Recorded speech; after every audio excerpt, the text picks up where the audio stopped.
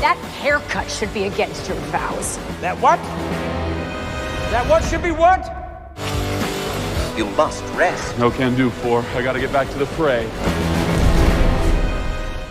Welcome back, everyone. It's Charlie. James Gunn and DC dropped some more Superman footage, so we'll break it all down. A lot of this focusing on Green Lantern stuff with Nathan Fillion's Guy Gardner. We'll explain what's going on with him and some clarification on what's happening with Justice League, Justice Gang references during the actual movie. Just because we know this is all heading towards an eventual next Justice League forming, but they don't exist when the movie begins. But they are referencing them pretty heavily, it seems like, with the whole Justice Gang of it all. Right now, it just seems like they're having a little bit of fun with Nathan Fillion's Guy Gardner marketing, though. Like, he's going to be the Green Lantern that you love to hate during the movie. You have to imagine Nathan Fillion just having so much fun being a giant douche that gets everybody to love him by the end of the movie. Like, that's the big turn, is that you actually really care about the character by the end of the film. That's pretty much the vibe of the character in the comics. Michael Rosenbaum also revealed that he has a secret cameo during the Superman movie too, so we'll talk about that, just because it's a completely separate idea. He's not playing any version of Lex Luthor or anything like that, but he did say he has a fun blink and you'll miss it kind of cameo scene, so you really have to watch it carefully. Part of the joke here with this first clip is Lois Lane going after Guy Gardner, basically making fun of his bowl cut and of the oath. So a lot of clarification on how they're treating the bowl cut during the events of the movie, mostly for comedy, as you would expect. There are a couple extra clips that James Gunn released of them actually working on the bowl cut behind the scenes, and Nathan Fillion said himself he actually was on board when he signed on to play the character for the bowl cut, like let's actually go full bowl cut. You notice the scene where she's actually confronting him, like she's walking past making fun of him and he's just kind of sitting there like, what? Why are you making fun of me? What I think we should do is bleach his sideburns so that he has to walk around in real life with just bleached sideburns. I can hear you. Really, I'm just making this movie as an excuse to give Nathan a bowl cut. For our next number, gotta play a little song I wrote about love. And then they sing without an accent. And then you sing without an accent. Always. Oh, yes. Yeah, much better shape than last time. Bring it back to book up, yeah. The what on the what? That feels like a very why is Gamora kind of joke, like very James Gunn kind of joke.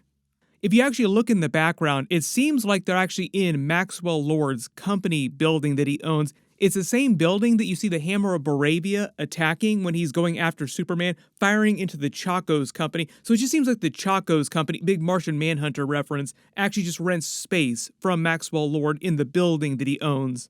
When she says that haircut should also be against your oath, she's talking about the Green Lantern oath. In brightest day, in blackest night, no evil shall escape my sight. Let those who worship evil's might beware my power, Green Lantern's light. There have been a couple things that Nathan Fillion has said about his character, mostly comedic things, but also just literally the context of the movie is the idea you see in the comics, the idea that you don't actually have to be a nice person to be Green Lantern, you just have to have very strong will. You just need to be fearless, and that actually goes back to the origin of Guy Gardner in the comics. So the idea is that he is not Earth's first Green Lantern. Most people think of Hal Jordan when they think of Earth's first Green Lantern, but technically it was Abin Sur who was the Green Lantern of the sector which Earth resides in, and that's the whole idea. It's the sector of space where Earth just happens to be. Zack Snyder kind of got into this whole concept. It was actually Yalan Gur who was the original Green Lantern, the ancient Green Lantern of Earth's sector. Much later in the timeline, Abin Sur became that sector's Green Lantern. Then when he died, he passed the ring to Hal Jordan. Guy Gardner's origin story was actually retconned as part of Hal Jordan's origin story in the comics. So this goes way back to the Silver Age of comics, long before the bowl cut. Most people, when they think of Guy Gardner, they think of the bowl cut, they think of him being the jerk Green Lantern, the guy who's not very nice. That's mostly based on his depiction during the 1980s. He wasn't like that when he originally debuted. Originally, he wasn't intended on being the macho man, the hothead of the Green Lantern Corps. He actually appeared for the first time in Green Lantern number 59 in 1968 during the Silver Age, the original Hal Jordan run. Hal Jordan in James Gunn's DCU is being played by Kyle Chandler, who we saw in that recent first look for the Green Lantern HBO series with Jon Stewart, played by Aaron Pierre. Sounds like that series is going to be super weird, trippy, and super cool. Cannot wait to start seeing trailers from that, but it's probably going to be a while just because they started shooting it just a little while ago. Clear eyes, full hearts, can't lose. During that first issue of his, we find that Abin Sur didn't come to Earth specifically targeting Hal Jordan to get that Green Lantern ring of his to pass it on. He came to Earth telling his power battery to select the person on Earth who is most worthy, and he must be without fear. So the whole idea is that he was just finding someone who was fearless, not someone who was nice. And the ring battery finds two deserving candidates, Hal Jordan and Guy Gardner. So the idea is that he selects Hal Jordan just because he is closest to him in physical proximity. It could have been Guy Gardner. He was equally deserving of the Green Lantern ring. Eventually, Hal Jordan learns about Guy Gardner's existence and what happened and befriends him, so they do know each other before Guy Gardner gets his Green Lantern ring. But they retconned Guy Gardner's origin story a couple times later to explain how he got his ring, what his backstory was, his troubled past, his troubled family. So here's where we get to the origin story that most people think of when they think of Guy Gardner's origin story. During the New 52 continuity more recently, they explained that Guy Gardner is a former police officer and the middle child in a family with a long tradition in the Baltimore Police Department. He earns his Green Lantern ring after heroically rescuing his older brother, Gerard, during a police shootout. In this version, Guy had a strained relationship with his father, Ebenezer, a decorated officer forced into early retirement due to injuries sustained in the line of duty. So Guy's dismissal from the police force earlier stems from an unexplained incident. So the idea is that he was drummed out of the police department before he became a Green Lantern. Later during the DC Rebirth event, they retconned this a little bit more and reintroduced Guy's father as an abusive alcoholic, Roland Gardner. My assumption is this is the origin story they're going to go with for Nathan Fillion's Guy Gardner, that he just grew up with a very troubled past, very troubled relationship with his father, who was abusive, sort of explaining why he is the way he is. Why he's so macho, why he's such a dick, but that whole persona is just part of a front that Guy Gardner puts up. He's actually one of the bravest, most fiercely loyal Green Lanterns that's out there.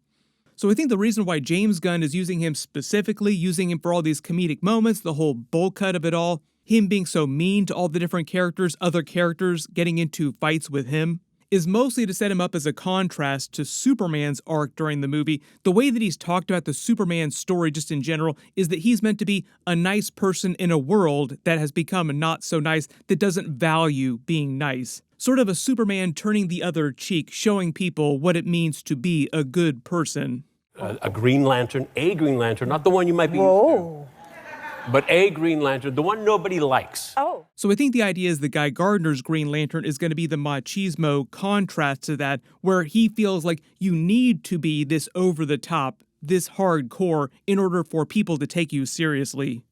We do know that Nathan Fillion's Guy Gardner is going to show up later during the Green Lantern HBO series, so he will survive the events of this movie. In the way that they describe the character in the whole Justice Gang at all with Hawkgirl and Mr. Terrific is that Superman works with their team sometimes, and Guy Gardner likes to call them the Justice Gang, but the other members of the team do not like that name.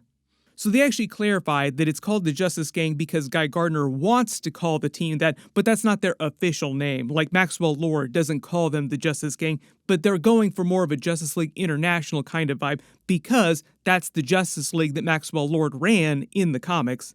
Maxwell Lord is supposed to appear during the Superman movie, but he hasn't been in any of the Superman trailer footage yet. He did show up, though, during the Peacemaker trailer, played by Sean Gunn, James Gunn's brother, so at some point we'll see him in the background of the Superman movie. My assumption is he just won't be a really big character during that, and we'll mostly see him during Peacemaker Season 2, Episode 1. Like, I think this scene where Peacemaker tries to join the Justice Gang, join their team, is just for Episode 1. But I believe that Peacemaker scene is meant to happen just a little while after the end of the Superman movie, so all of them will obviously survive the events of the Superman movie. I think the reason why James Gunn put them in the Superman movie, like we talk about how there's so many characters in this movie, is one for world building, just to explain that Superman has been Superman for a while, and even when he first showed up, before he revealed to the world that he was Superman, he did have powers, there had been a lot of active superheroes and metahumans around the world. So it wasn't like Superman crashing to Earth was an inciting event that set off all these other metahumans developing on Earth. Like, they were already there. It was all going on when Superman first showed up in his pod. This is meant to be a contrast to Zack Snyder's backstory for how powers and general metahumans rose up on Earth. If you actually dig into some of the deleted scenes and the ideas that he never fully got to pay off during his Justice League Snyder Cut trilogy or during his Superman Man of Steel movies with Henry Cavill, the whole idea is that he was actually going to reveal that, for instance, the origin of Wonder Woman's gods were actually from Kryptonians. Zeus was going to be a Kryptonian who just got stuck on Earth many thousands of years ago. And the whole reason why he was so powerful, why he still looked like he was very young, is because he was Kryptonian, and just like Superman doesn't really age, or he ages extremely slowly, so would happen to Zeus. And the longer Zeus was living under Earth's yellow sun, the stronger he got, like the more energy he absorbed. It's kind of the same thing with Superman during the All-Star Superman story. James Gunn actually draws some inspiration from that for the movie. Like in these behind-the-scenes trailers he released, you actually see the Kryptonian robots. Those are based on the Kryptonian robots in the Fortress of Solitude from that All-Star Superman story.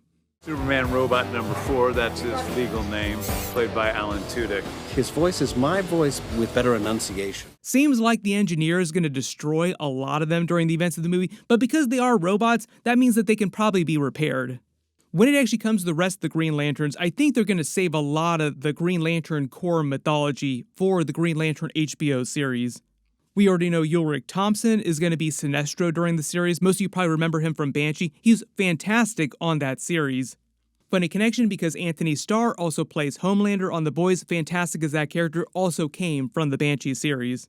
There are a lot of people that ask what's going on with Kyle Rayner and Jessica Cruz. They've already answered that Jessica Cruz is going to show up during an animated My Adventures with Green Lantern series from the team, I think, who does My Adventures with Superman. I think that's why they're using the same name. So maybe we'll get My Adventures with the Flash at some point too. My assumption is at some point they'll also roll in Kyle Rayner too, but like they're just slowly sort of introducing the Green Lantern Corps, so like not everybody all at the same time. We will see which other big Green Lanterns from the comics show up during that HBO series. It sounds like there are going to be a bunch of them. Maybe if we're lucky, when they get to like the big universe-spanning, overarching stories, big Justice League stories, they'll do a version of Blackest Night. There's been a lot of talk about that, doing that in the past. There's just a number of different big overarching villains. Like they could use Brainiac as their next big Justice League villain. We will see, because James Gunn also revealed that the movie itself is going to be about 2 hours and 9 minutes long with credits, and he said post-credits, meaning there is a post-credit scene for the Superman movie. But the real big reminder is that Superman tickets go on sale next week, meaning they will also probably release another much bigger trailer, so we'll start getting some more footage. Of course, I will do all the videos for it, and I'll do a ticket giveaway when they do start selling tickets. I'm doing one right now for the Fantastic Four movie, so here's a link to my new Fantastic Four video where we actually start that. And click here for all my other Superman videos. Thank you so much for watching, and I'll see you guys in the next one.